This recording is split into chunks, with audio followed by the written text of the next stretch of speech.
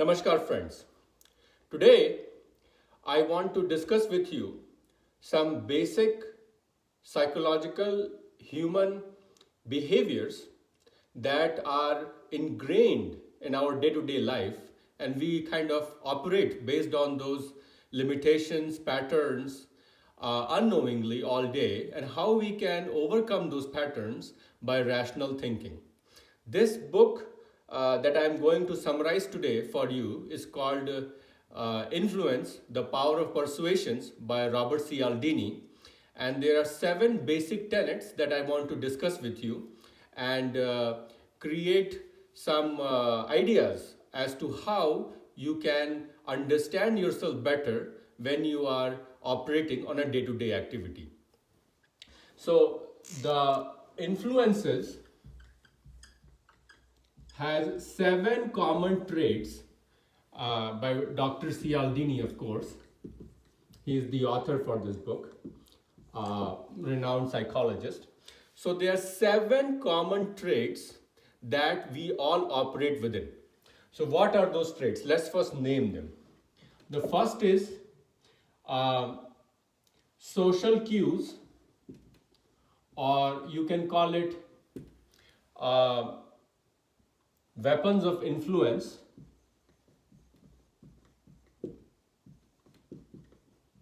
And we will kind of go over all these. The second is reciprocity, or the art of giving and taking. The third one is commitment and consistency.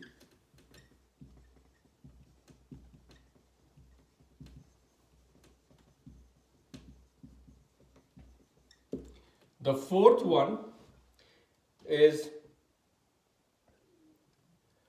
social validation. Truths are us. Fifth is liking, which is a thief within us. Sixth one is adherence to authority.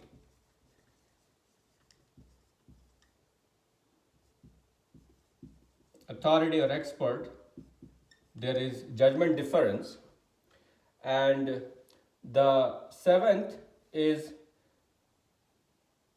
scarcity, which you can call competition, or you can also call it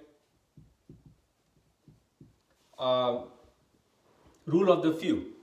So these are the 7 major traits that I want to talk to you about, giving examples about each and how it influences us.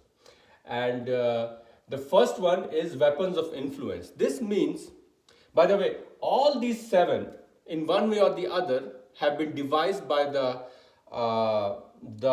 lazy mind to avoid the trap of thinking. THINKING. One way or the other, you can understand that Homo sapiens, sapien means sentience, wisdom, which will come from contemplation, rumination, thinking, witnessing.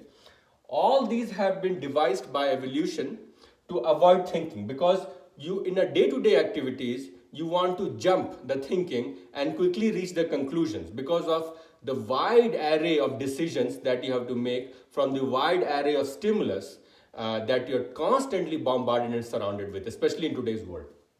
So social cues, weapons of influence. This means there are certain triggers or certain fixed action patterns that we oblige to when we see something.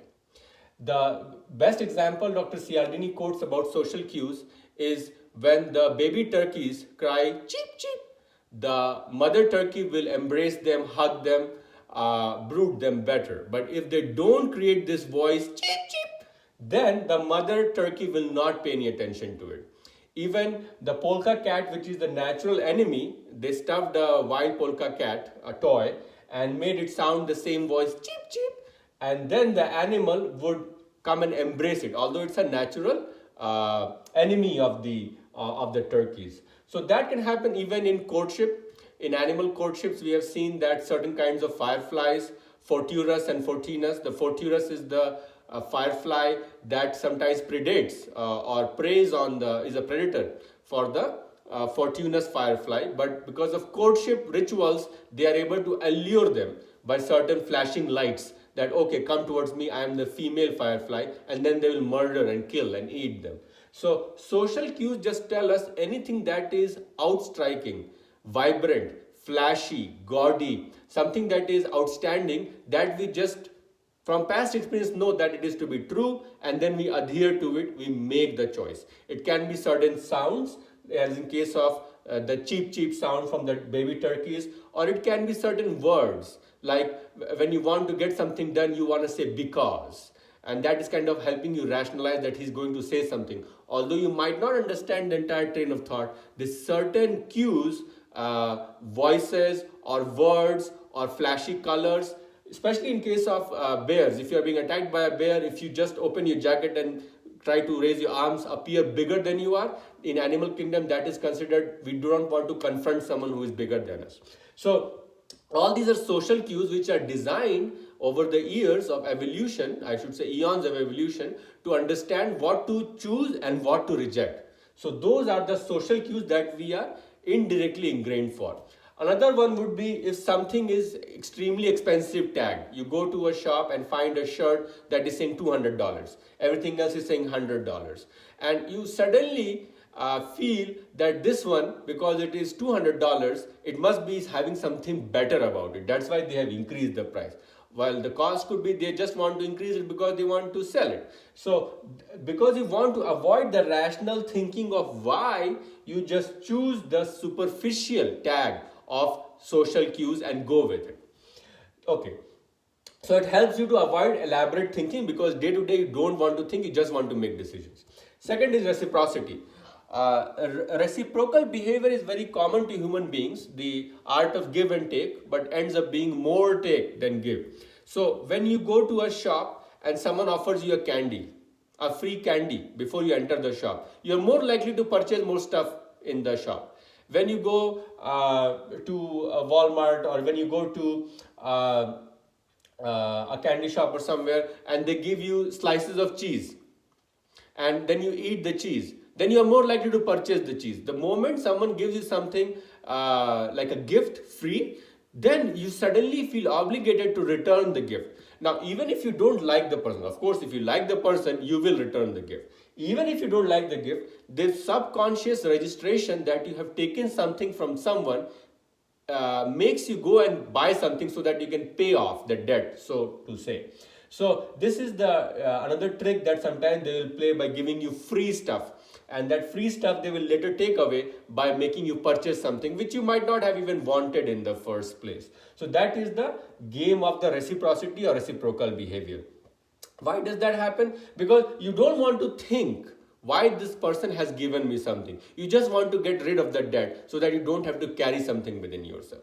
So that is why most of us will want to pay back the gift by purchasing whatever they wanted us to purchase. And if you cannot buy something, they will say, okay, you can buy this thing which is a little cheaper than the initial thing that we offer, by making some concessions. So that is called contrast phenomenon. Instead of paying $200, now you're only paying $100. And the candy you bought was not even for like 50 cents. So you lost a lot of money purchasing something which you have no use for, by being allured into this sense of indebtedness.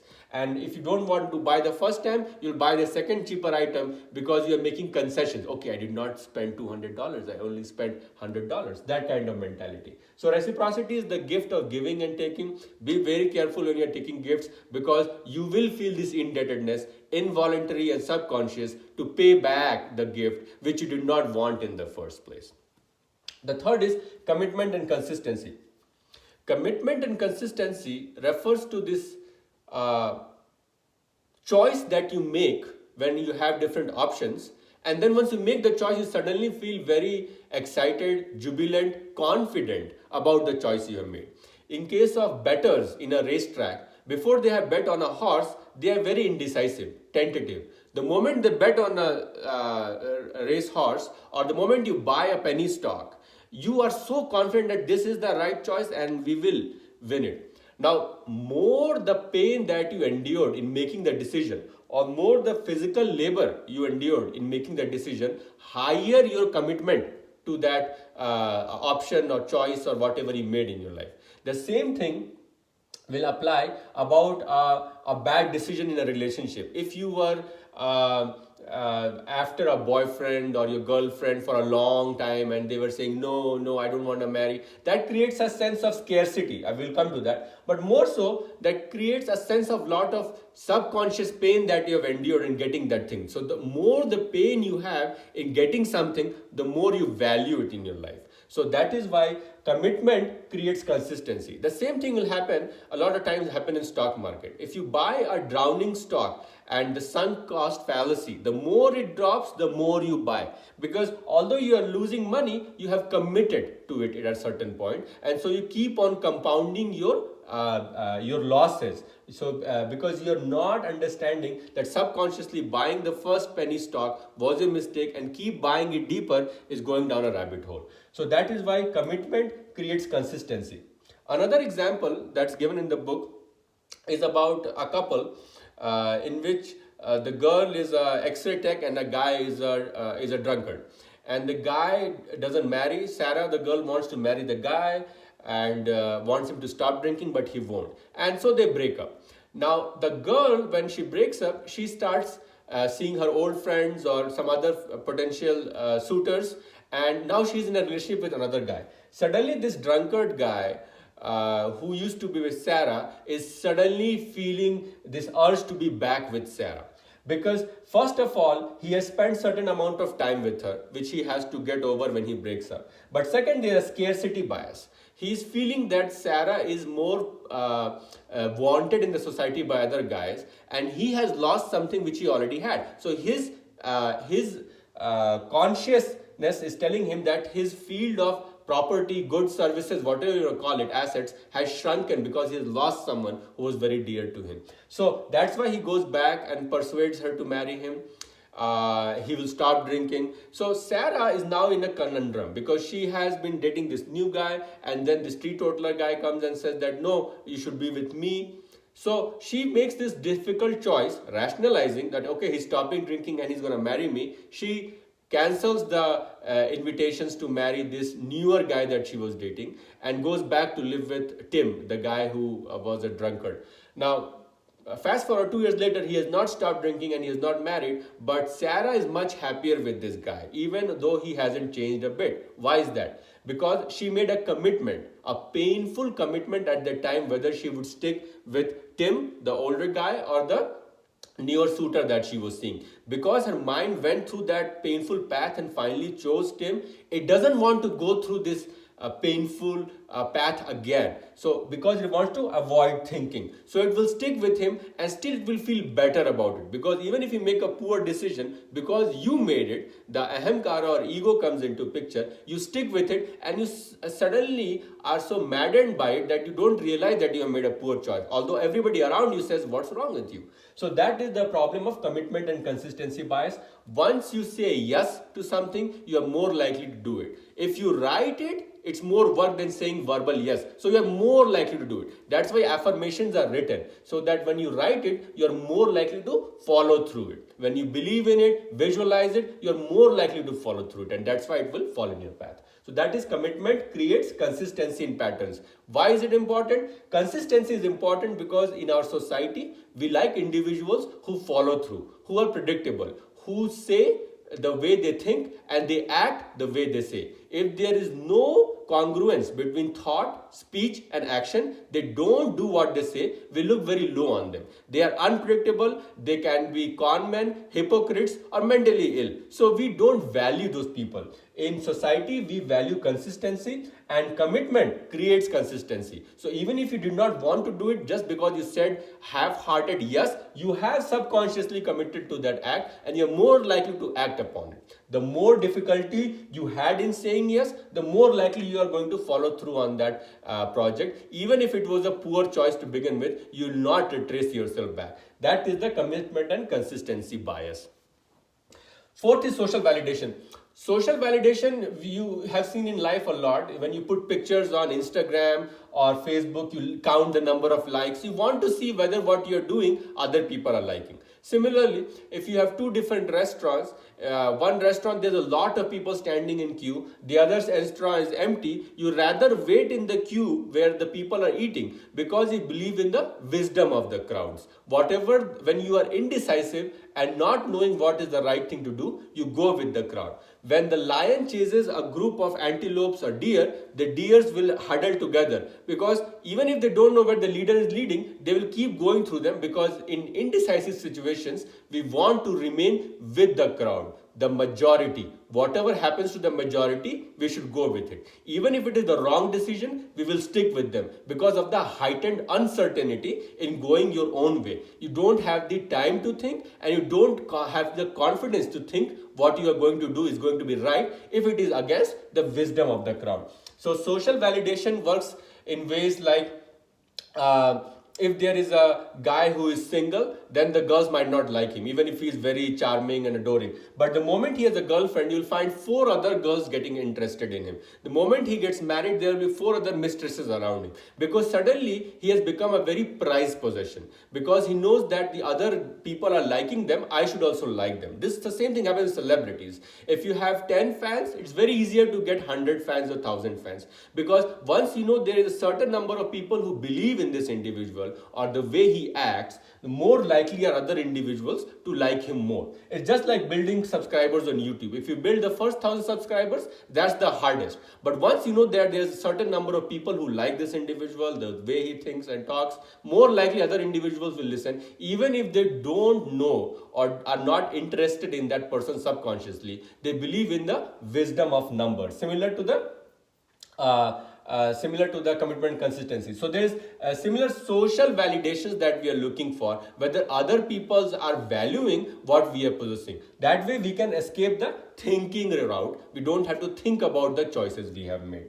So social validation is a very strange way. Similarly, you'll see there's this canned laughter, where in shows, comedy shows, you'll see there is this background laughter after anything that the narrator or the participant individual says there, and then you also laugh after that, because your mind is subconsciously telling you everybody in the world is laughing. What is wrong with you? Why are you not laughing? So that social cue is trying to precondition your mind. Even if something is not laughable, you'll start laughing at it just because the social cue was triggered that, oh, everybody is laughing. The social validation is created. Everybody is laughing. So you start doing the same thing, imitating, aping other individuals, because imitation is the hallmark of human beings. Reciprocity, competition, and imitation. Those are the 3 things that are hallmarks of human.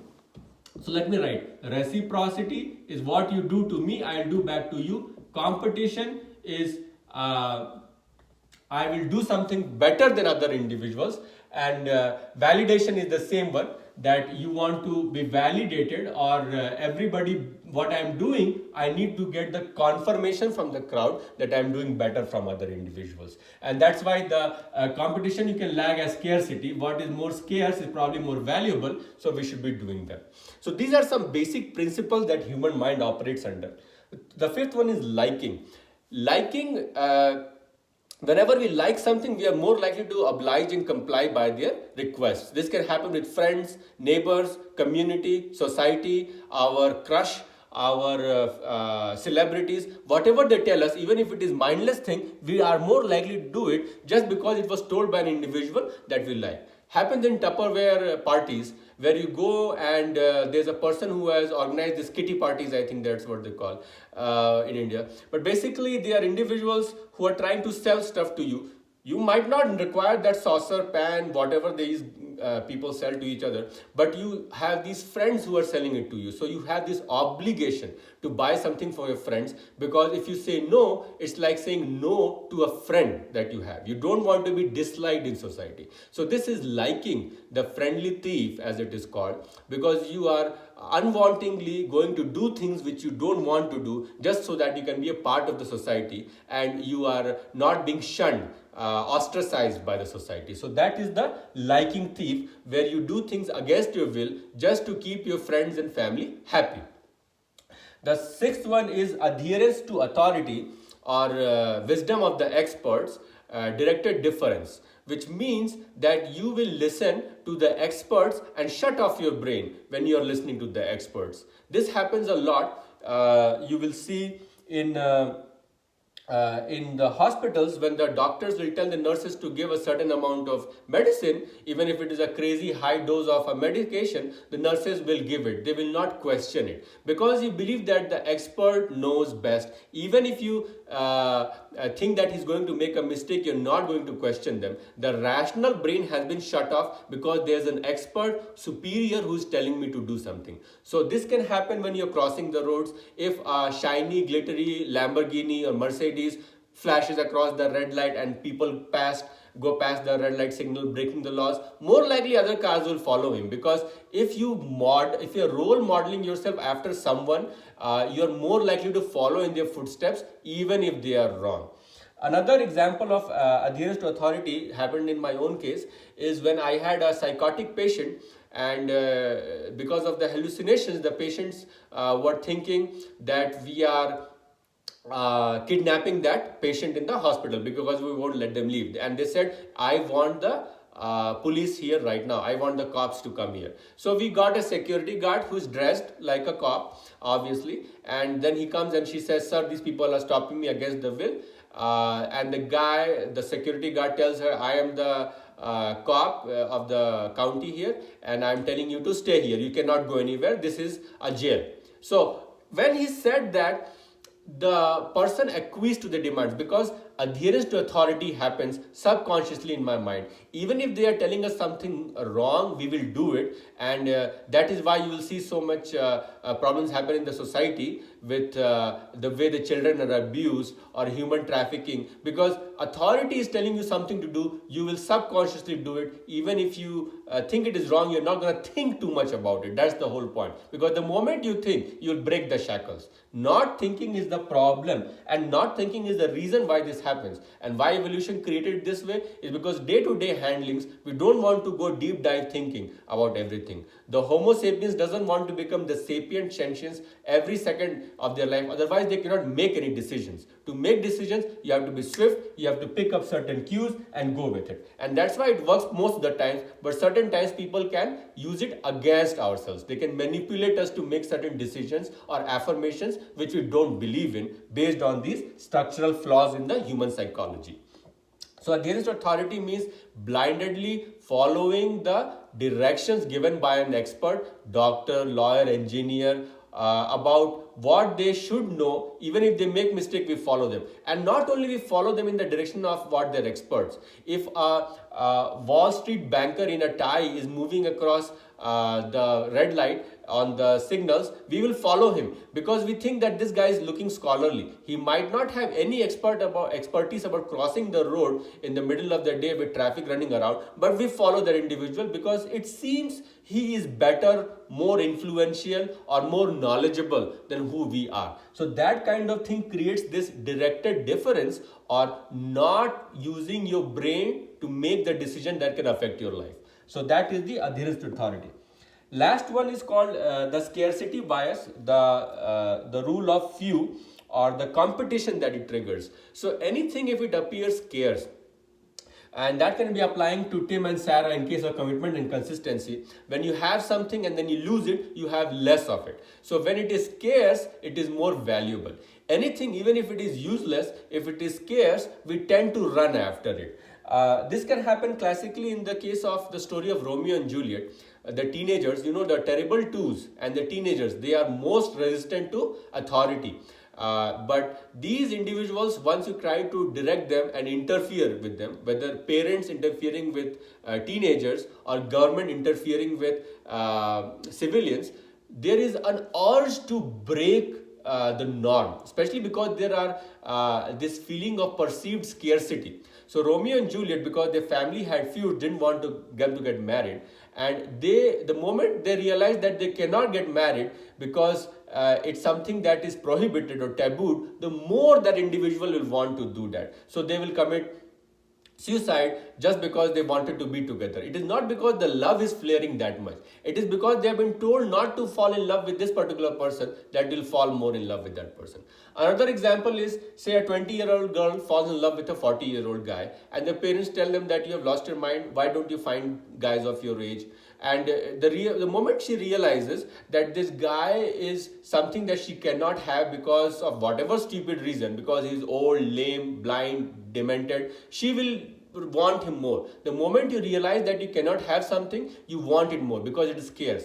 Mind doesn't realize that the thing that is scarce could also be useless. Just because something is scarce doesn't mean that it is useful like gold. So you have to know that scarcity creates competition, and humans are very competitive. So they go for the things that appear to be scarce. If you go in a shop and they show you certain sculptures and you are just looking at the sculpture, the salesman comes and says, I can tell you that you are really interested in sculpture. I'm sorry, this one has been sold for $50. I cannot sell it to you. Suddenly you realize, oh my God, this is the best sculpture I've ever seen. The moment you realize you cannot have something, its value goes up. And then he will tell you, okay, I have one more in the basement, but that will cost you $100. You quickly sign up for that. That give me that sculpture if it is identical to this one, because this seems to be the best sculpture I can ever buy in my life. So this scarcity creates competition, and scarcity creates validity that this thing is more precious. Although things which are scarce could be totally useless. So my friend, any situation in life, you can use one of these 7 things to display and discuss why you acted in that way and why you are avoiding the thinking. The thinking comes through repeated ruminations, contemplation. Contemplation liquidates vasanas. Vasanas are all different kinds of attachments that we are creating, whether to social cues or the commitments. Once we are committed to something, we have very hard time breaking it because kind of an attachment. Dhyayato vishyan punsa sangeshteshu upjayate, like Krishna says. The repeated rumination or thinking about something will create attachment. Here the superficial thinking or avoidance of thinking also can create attachment,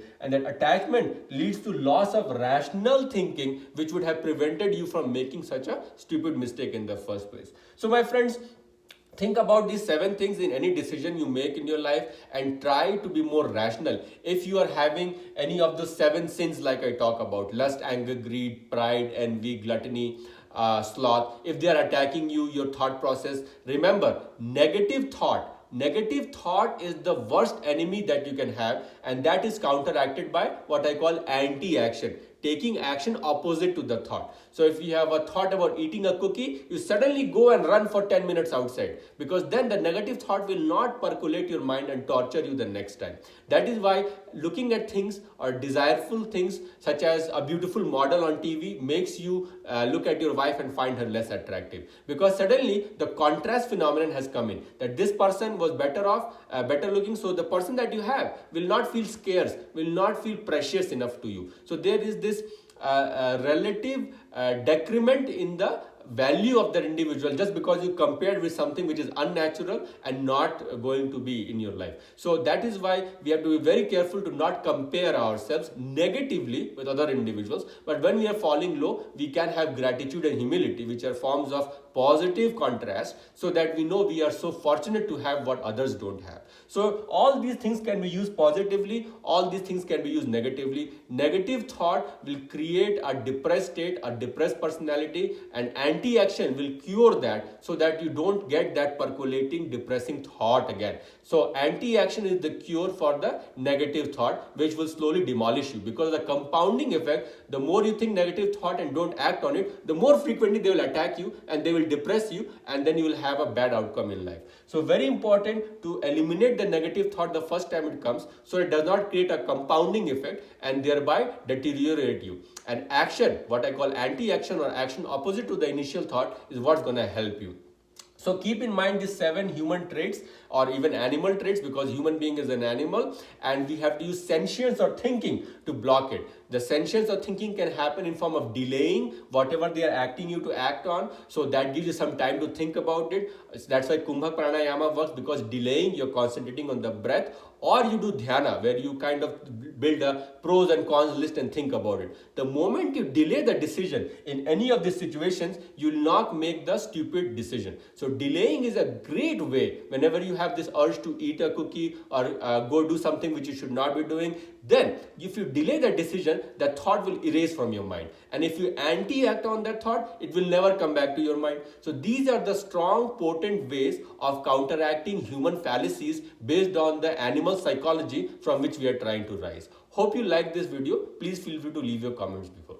Jai Shri Ram.